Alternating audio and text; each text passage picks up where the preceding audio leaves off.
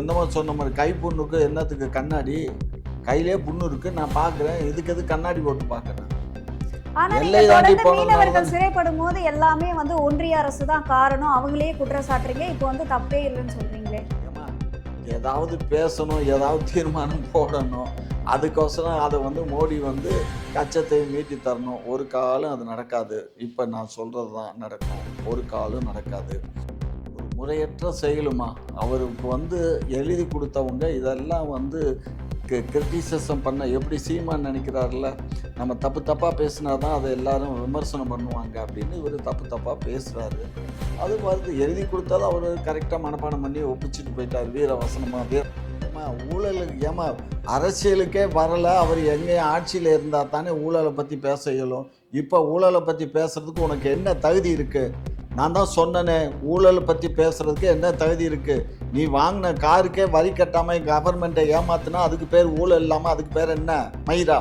சும்மா வாய்க்கு பார்த்தா ஊழல் ஊழல் ஊழல்னாக்க எல்லா பேரும் சொல்கிறான். எப்போ வந்து திராவிட மாடல் ஆட்சி, திராவிட முன்னேற்ற கழகம் ஆட்சிக்கு இவர் மட்டும் இல்லை, கலைஞர் ஆட்சி காலத்துலேயும் இப்படியே தான் பேசுவாங்க. திமுக எப்போ அவங்க எல்லாத்தையும் தொடர்ந்து சொல்லிட்டு இருக்காங்க, இது டாஸ்மாக்ல ஊழல் பண்றாங்க, அடப்போட அந்த ஆளு தான் சொல்றான். 1000 கோடின்னு சொல்றாரு. 1000 கோடின்னு சொல்லி எவன் இதுவரை குற்றப்பத்திரிகை தாக்கல் பண்ணான்? 1000 கோடி ஊழல்னு இவங்களா சொல்றான். அதே மாதிரி 37,000 கோடி ஊழல்னு உள்துறை அமைச்சர் போற போக்கில் மதுரை மாநாட்டில் பேசிட்டு போனார் அந்த கூட்டத்தில். இதெல்லாம் வந்து அவங்களுக்கா பேசிக்கிறது. இப்போ 22 லட்சம் கோடி ஏமாத்தினானுங்களே, அதுக்கு என்ன பண்ணுவ? ஒன்றிய அரசு 22 லட்சம் கோடி, தமிழ்நாடு கவர்மெண்ட் ஊழல் நடந்திருக்குன்னு எங்க ஸ்டேட்மெண்ட் கொடுத்துருக்கு? எந்த ஆடிட்டர் ஜெனரல் வந்து மத்திய அரசு ஊழல் பண்ணியிருக்காங்கன்னு நீங்க ஒரு ஸ்டேட்மெண்ட் கொடுக்குறீங்க? நான் கொடுக்கல, ஆடிட்டர் ஜெனரல் கொடுத்துருக்காரு. அதைத்தான் நான் சொல்கிறேன். ஆடிட்டர் ஜெனரல் கொடுத்ததை தான் சொல்கிறேன். இந்த 7500 கோடி ரோடு ஊழல்னு சொல்லி அவர் சொன்னார். கடைசியில் அவர் இப்போ எங்கே இருக்காருன்னே காணும். வேறு வேணாண்டா. ஜெகதீஷ் நம்ம துணை ஜனாதிபதி இருந்தார்ல, ராஜினாமா பண்ணார்ல, இப்போ எங்கம்மா ஜெகதீஷ் எங்கே அவர் எங்கே சொல்லுங்கள்? எங்கே வச்சுருக்காங்க? எங்கே வீட்டை ஹோம் அரெஸ்டா அல்லது வெளிநாட்டுக்கு ஏதாவது கடத்திட்டு போயிட்டாங்களா, இல்லை கொலை பண்ணிட்டாங்களா? எதுவுமே தெரியலையே. விஜய் மாதிரி பல்வேறு அரசியல் கட்சி சீமான் அதுக்கு மேலே சுற்றிட்டே ஏற்றுறாரு. அதுக்கப்புறம் இங்கே ஒரு ஊடகம் ஒன்று வச்சு எதிர்கட்சின்னு சொல்றீங்க, ஆனா அதிமுகவும் திமுகவும் ஒன்று தான், பேசி வச்சுதான் சில விஷயங்கள்லாம் பண்ணுவாங்க அப்படின்ற ஒரு குற்றச்சாட்டுகளுமே வச்சு. ஏம்மா, ரோட்டில் போகிற நாய் எப்படி வேணாலும் குலைக்குமா? நாய் குலைக்கிறத பார்த்துட்டு கல்லை விட்டு தான் அடிக்கணுமே தவிர. வந்து மோடியை பார்த்து நீங்க என்ன கச்சத்தீவை மீட்டு தரேன்னு சொன்னீங்க, ஏன் மீட்டு தரலன்னு கேள்வி கேட்டீங்களே. இங்கே பாரு கண்ணு, கச்சத்தீவை மீட்டி கொடுக்கறது இன்னொரு நாட்டுக்கு நம்ம தானமாக கொடுத்துட்டோம். அது அவங்கள்ட்ட இருந்து தானமாக நம்ம கொஞ்சம். மீனவர்கள் படுகொலைக்கு என்ன? மீனவர்களுடைய படுகொலைக்கும் அதுக்கும் சம்பந்தமே இல்லை. ரெண்டாவது, மோடி ஆட்சிக்கு வந்ததுக்கப்புறம் இந்த 2014க்கு அப்புறம் 2016 அந்த ஆள் ஆட்சிக்கு வந்ததுக்கப்புறம் அங்கே எந்த விதமான மீனவர்கள் சுட்டு கொல்லப்படவில்லை. நான் உறுதியாக சொல்றேன். 800 மீனவர்கள் வந்து சுட்டுக் கொல்லப்பட்டதா சொல்லப்படுது. இது நிரூபிக்கலைன்னா இந்த இதுக்கே நானே கேஸ் போடுவேன். 800 பேர் எங்கே சுட்டாங்க? எப்போ சுட்டாங்க? என்னைக்கு அப்படின்னு சொல்கிறாங்களே. அது சொல்லுவான், நீயும் சொல்லுவ. அந்த ஆளுன்னு தான் மேடையில் சொன்னார். அது எப்போன்னா விடுதலை புலிகளுடைய ஆதிக்கம் இருந்தது இல்லையா? விடுதலை புலிகள் ஆதிக்கம் இருக்கும்போது விடுதலை புலிகள் தான் போகிறாங்கங்கிறதுக்காக அப்போ ஷூட்டிங் நடந்தது. இலங்கை இராணுவம் சுட்டது. அதில் விடுதலை புலிகளையும் செத்தாங்க, நம்ம மீனவர்களும் செத்தாங்க. மீனவர் போர்வையில் நிறைய விடுதலை புலிகள்லாம் போனாங்க. அதனால் அப்போ சுட்டான். அந்த இது முடிஞ்சதுக்கப்புறம் இலங்கை பிரச்சனை முடிஞ்சதுக்கப்புறம் யாரையும் சுடலை, யாரும் சாகலை. அவங்கள சிறைப்பிடிச்சு போனாங்க. சிறைப்பிடிச்சிட்டு போனது எதுக்கு சிறைப்பிடிச்சாங்க? எதுக்கு? எல்லை தாண்டி வந்து எல்லை தாண்டி வந்ததுனால தானே. அவன் தேசத்துக்குள்ளே போகணுன்னா நீ பெர்மிட் இருக்கணும் இல்லை? மீன் பிடிக்கிறதுக்கு பெர்மிட் இருக்குடா. அவங்க எல்லைக்குள்ளேயும் போய் மீன் பிடிக்கிறதுக்கு பெர்மிட், அவங்க ஆட்கள் நம்ம எல்லையில் வந்து படிக்கிறதுக்கு பெர்மிட் இருக்கு. அந்த பெர்மிட் இருக்க வண்டிகள் தான் பெர்மிஷனோடு அங்கே போகலாம். பெர்மிஷன் இல்லைன்னா நம்ம போகக்கூடாது, நம்ம எல்லையை தாண்டக்கூடாது. எல்லையை தாண்டினதுனால பிடிச்சிருக்காங்க. அது சட்ட போராட்டம். அது அவங்களுக்குள்ள இப்போ இதை வந்து காம்ப்ரமைஸாக பேசி தான் நம்ம தீர்க்க முடியுமே தவிர இதை வந்து ஒன்றும் பண்ண முடியாது. சரிங்களா? இன்னும் பண்ணாமல் இருக்காங்க. அது பண்ணுவார். அது ஒன்றிய அரசு தான் பண்ணணும், அது மோடி அரசு தான் பண்ணணும். அது மோடி அரசு பண்ணும். அதுக்கெல்லாம் வந்து அப்படி பார்த்தோன்னா எத்தனையோ பேர் எத்தனையோ சிறையில் எங்கெங்கே வெளிநாடுகளுக்கு வேலைக்கு போனவங்கலாம் அங்கே தமிழன் சிறையில் வாடிக்கிட்டு இருக்கான். இதெல்லாம் கணக்கு பார்த்துட்டு இருக்க முடியுமா? இவன் பண்ண தப்பு, எல்லை தாண்டி போய் மீன் பிடிச்ச தப்பு. அப்ப மீனவர்கள் தான் தப்பு அப்படின்னு சொல்ல வரீங்க. என்ன இதில் என்ன என்னமோ சொன்ன மாதிரி கைப்புண்ணுக்கு என்னத்துக்கு கண்ணாடி? கையிலே புண்ணு இருக்குது, நான் பார்க்குறேன், இதுக்கு எது கண்ணாடி போட்டு பார்க்கணும்? ஆனா நீங்க எல்லை தாண்டி தொடர்ந்து போனதுனால மீனவர்கள் தான் சிறைப்படும் போது எல்லாமே வந்து ஒன்றிய அரசு தான் காரணம், அவங்களே குற்றம் சாட்டுறீங்க. இப்போ வந்து தப்பே இல்லைன்னு சொல்றீங்களே. ஒன்றிய அரசு தான்மா. ஒன்றிய அரசு அதை கொஞ்சம் பேச்சுவார்த்தை பண்ணி அவங்கள மீட்டி கொடுக்கணும்னு கேட்குறோம். அதை மீட்டி கொடுக்க சொல்லி நம்ம தபால் எழுதுகிறோம். அவங்க வெளியுறவுத்துறை அமைச்சர்கிட்டையும் ஜெய்சங்கர்ட்டையும் பேசுகிறோம். அவ்வளோதான் நம்ம பண்ண இயலும். இவர் சொல்கிறாரு மாநில அரசும் மத்திய அரசும் தான் செய்யணும் அப்படிங்கிறாரு. மாநில அரசுக்கு ஒரு அதிகார மயிரும் கிடையாது, புரிஞ்சுக்க சொல்லு. அதுவே தெரியாம தான் அவர் கூட இருக்கவங்களுக்கும் அரசியல் தெரியாதுன்னா பூரா அரசியல் ஆனா தெரியாத மாநில அரசு வந்து அழுத்தம் கொடுக்கும்போது தானே மத்திய அரசு வந்து அதெல்லாம் நம்ம செயல்படணும். அழுத்தம் கொடுக்காம இருக்கோம்னு தெரியுமா? அவர் பார்த்தாரா எத்தனை கடிதங்கள் எழுதியிருக்கோம், என்ன பண்ணியிருக்கோம்னு? அதெல்லாம் நம்ம எழுதிக்கிட்டு தான் இருக்கோம், கடிதம் எழுதுகிறோம். அந்த அமைச்சரையும் பார்த்து ஜெய்சங்கரை பார்த்து நேரடியாக பேசுகிறோம், ஃபோன்லேயும் தொலைபேசிலையும் பேசுகிறோம். அதெல்லாம் நம்ம பண்ணிட்டு தான் இருக்கோம். ஏன்னா மீனவர்கள் அங்கே ராமேஸ்வரத்தில் ஸ்ட்ரைக் பண்ணுறாங்க, ராமநாதபுரத்தில் ஸ்ட்ரைக் பண்ணுறாங்க, தங்கச்சி மடத்தில் ஸ்ட்ரைக் பண்ணுறாங்க, எல்லாமே நடக்குதில்ல.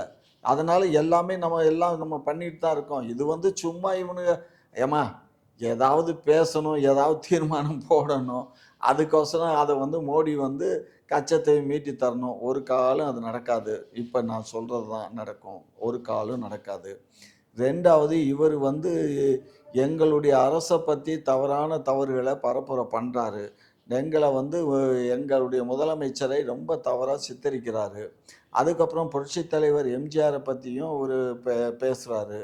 இதெல்லாம் வந்து இப்போ அதிமுக யார்கிட்ட இருக்குங்கிறாரு? அதிமுக யார்கிட்ட இருக்குங்கிறது 2021 தேர்தலில் நின்று அவர் கிட்டத்தட்ட ஒரு எவ்வளோ இப்போ எதிர்க்கட்சியாக இருக்கார் தெரியாதா?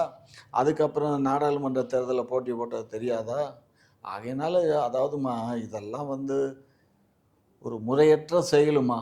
அவருக்கு வந்து எழுதி கொடுத்தவங்க இதெல்லாம் வந்து கிரிட்டிசிசம் பண்ண எப்படி சீமான் நினைக்கிறாருல்ல, நம்ம தப்பு தப்பாக பேசினா தான் அதை எல்லாரும் விமர்சனம் பண்ணுவாங்க அப்படின்னு இவர் தப்பு தப்பாக பேசுகிறாரு.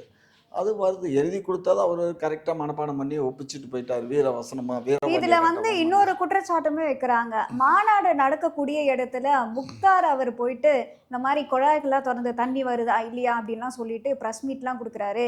இந்த மாநாடை வந்து அதாவது பழி சொல்றதுக்காகவே திமுக வந்து ஏவி விட்டுருக்காங்க அப்படின்ற ஒரு குற்றச்சாட்டுமே வந்து வைக்கிறாங்க. அதுவும் நியூஸ்லாம் கூட வந்து திமுக தொண்டர் அப்படின்னு தான் அவர் வந்து சித்தரிச்சு நான் பேசுறாங்க. என்ன சொல்கிறேன், எங்களுக்கு அங்கே போகிறதுக்கு இங்கே சென்னையிலேருந்து வேலூர்லேருந்து முத்தார் தான் போகணுமா? அங்கே மதுரையில் ஆள் இல்லையா? மதுரையில் எங்கள் அமைச்சர் இருக்கார். எங்கள் மாப்பிள்ளை என்னுடைய மாப்பிள்ளை மேற்கு தொகுதியினுடைய எம்எல்ஏவாக இருக்கார். மத்திய தொகுதி அமைச்சர் இருக்கார். கிழக்கு தொகுதி அமைச்சர் இருக்கார். என்ன அங்கே என்ன எங்கள் ஆள் இல்லையா? இதுக்கு வந்து இங்கேருந்து தான் அவர் போய் திறந்து பார்க்கணுமா? சும்மா இதெல்லாம் அதாவது வாய்க்கு பார்த்தாம எதை வேணாலும் சொல்லலாம். பட்டு ஆனால் இவங்க வேடிக்கை பார்க்க போகிறது தானே. இப்போ வேடிக்கை பார்க்கலாம், அதை ஷூட் பண்ண போவாங்கடா. அவர் வந்து ஒரு பத்திரிகையாளர், அதனால் அவர் வந்து அவருடைய பத்திரிகையில் போடுறதுக்கு அவர் ஷூட் பண்ண போயிருப்பார். என்ன குறைகள் இருக்குது நிறைகள் இருக்குங்கிறத பார்க்கணும். அதை பார்க்க விடாமல் தடுத்தது அவங்களுடைய தவறு. அது அவர் வந்து அங்கே பரப்புரை பார்த்துட்டு அவர் என்ன சேனலில் தானே பேசி போடுவார், உண்மையை தானே போடுவார், பொய்யை போட முடியுமா? ஆனா அவர் பொய்யா தான் சித்தரிக்கிறாரு. ஏன்னா சும்மா லைட்டா அதை ஓபன் பண்ணும்போது தண்ணி வரல, அப்புறம் மறுபடியும் ஓபன் பண்ணி கட்டுறாங்க, இப்போ தண்ணி வருது அப்படின்னா திரும்ப அதை வச்சு வந்து இல்ல தண்ணி வரல அப்படின்ற மாதிரி தவறாவே ஒரு சித்தரிக்கிறாரு நீ அப்படின்னு சொல்லி பார்த்த தான் மாதிரி சொல்றாங்க. பேசக்கூடாது. இல்ல வீடியோ காட்சிகளுமே வந்து இங்கே வெளியே பாரு, வந்து மொதல் டேங்கில் தண்ணி வந்தது, கொஞ்ச நேரம் வந்தது. நான் தான் சொல்கிறேனே, அவங்க வச்சது 500 லிட்டர் கெப்பாசிட்டி டேங்க்கு. அதில் கிட்டத்தட்ட ஒரு 10 டேங்கோ 20 டேங்கோ வச்சுருக்காங்க. அதெல்லாம் அவங்க திட்டம் போட்டதெல்லாம் கரெக்டு தான். ஆனால் தண்ணி ஊற்றிக்கிட்டே இருக்கணும். மக்கள் வந்து அதிகமாக வர வர மக்களுக்கு வந்து தண்ணி அதிகமாக தேவைப்படும். அப்போ எல்லாத்துக்கும் தண்ணி கொடுக்கணும். ரெண்டாவது குழாயை பிடிச்சி தண்ணி குடிக்கிறதுங்கிறது தவறு. ஏன்னா அது ரொம்ப வேஸ்டாகவே ஆகும். குழாயில் தண்ணியை கையில் வச்சு தானே குடிக்கணும்.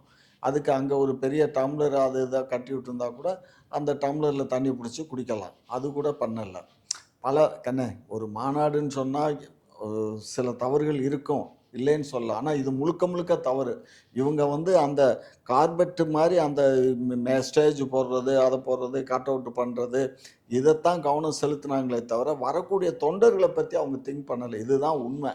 அதனால அதை விட்டு தொலைங்க. வேற ஏதாவது கேள்வி கேளுங்க. இப்போ வந்து இன்னொரு விஷயமும் வந்து மாநாட்டுல பேசியிருந்தாரு. இப்போ பாஜகவுடைய நேரடி ஒரு கட்சி வந்து தமிழ்நாட்டுல இருந்து கூட்டணி வச்சிருக்காங்க. ஒண்ணும் மறைமுகமா வச்சிருக்கு. இந்த சூழல்ல நான் என்ன உங்க கூட கூட்டணி வைக்கிறதுக்கு ஊழல் கட்சியா அப்படின்னு வந்து சொல்லியிருக்காரு. ஏம்மா ஊழலுக்கு ஏம்மா அரசியலுக்கே வரல, அவர் எங்கேயும் ஆட்சியில் இருந்தால் தானே ஊழலை பற்றி பேச இயலும். இப்போ ஊழலை பற்றி பேசுறதுக்கு உனக்கு என்ன தகுதி இருக்கு? நான் தான் சொன்னனே, ஊழலை பற்றி பேசுறதுக்கு என்ன தகுதி இருக்கு? நீ வாங்கின காருக்கே வரி கட்டாம கவர்மெண்ட்டை ஏமாத்துனா அதுக்கு பேர் ஊழல் இல்லாம அதுக்கு பேர் என்ன? மயிரா? அவர் வந்து என்ன நினைக்கிறாருன்னா, சும்மா இப்போ திமுக, அதிமுக எல்லாமே வந்து மக்களோட பணத்தை வந்து ஊழல் பண்ணிக்கிட்டு இருக்காங்க அப்படின்ற ஒரு குற்றச்சாட்டை தான் மக்களோட வைக்கிறாங்க. பணம்னா மக்களுடைய பணத்தை ஊழல் பண்ணாருன்னு இவர் கேஸ் போட சொல்லு. இவர் ஒரு நடிகராக இருக்கார்ல, இவர்கிட்ட பெரிய பெரிய வழக்கறிஞர்கள்லாம் வைக்க இயலும்ல, கேஸ் போடுங்க. எது எதில் ஊழல் நடந்துச்சு, என்ன நடந்துச்சுன்னு நிரூபிங்க. உங்கள்கிட்ட தான் நிறைய எடுபிடியெல்லாம் வச்சுருக்கீங்கல்ல, அதை நிரூபிங்கடா கண்ணு. சும்மா நிரூபிக்காமல் ஊழல் ஊழல்னு பொதுப்படையாக எல்லாரும் பேசுகிறான்னு நானும் ஊழல்னு பேச இயலுமா? இப்போ நான் இருக்கேன், நான் போய் என்ன சார் உங்கள் கவர்மெண்ட் ஊழல் நடக்குதுன்னு நான் போய் முதலமைச்சரை பார்த்து சொல்ல இயலுமா? ஊழல்னா எதில் ஊழல் நடந்துச்சு, எப்படி நடந்துச்சு, யார் கொடுத்தா என்னங்கிற விட்னஸோடு நம்ம ப்ரூவ் பண்ணால் தானே அந்த ஊழலை கண்டுபிடிக்க முடியும். சொல்லுங்கள். சும்மா வாய்க்கு பார்த்தா ஊழல் ஊழல் ஊழல்னாக்க எல்லா பேரும் சொல்கிறான். எப்போ வந்து திராவிட மாடல் ஆட்சி, திராவிட முன்னேற்ற கழகம் ஆட்சிக்கு இவர் மட்டும் இல்லை, கலைஞர் ஆட்சி காலத்துலேயும் இப்படியே தான் பேசுவாங்க. திமுக எப்போ அவங்க ஆட்சிக்கு வருதோ எல்லாத்தையுமே அதான் தொடர்ந்து பேசுவாங்க. சொல்லிட்டு இருக்காங்க. இது டாஸ்மாக்ல ஊழல் பண்றாங்க, அடப்போடா, அந்த ஆளு தான் மக்கள் சொல்கிறான். வந்து ஆயிரம் பாத்ரூம் ஆயிரம் கட்டி கொடுத்தா ஆயிரம் ஊழல் பண்றாங்க. 1000 கோடின்னு சொல்கிறாரு. 1000 கோடின்னு சொல்லி எவன் இதுவரை குற்றப்பத்திரிகை தாக்கல் பண்ணான்? இப்போ கிட்டத்தட்ட 8 மாதம் ஆச்சு. 1000 கோடி ஊழல்னு சொன்னான்னு சொன்னான். இப்போ ஏதாவது யாருக்காவது நோட்டீஸ் கொடுத்துருக்கானா, இல்லை யாருக்காவது குற்றப்பத்திரிக்கை தாக்கல் பண்ணியிருக்கானா?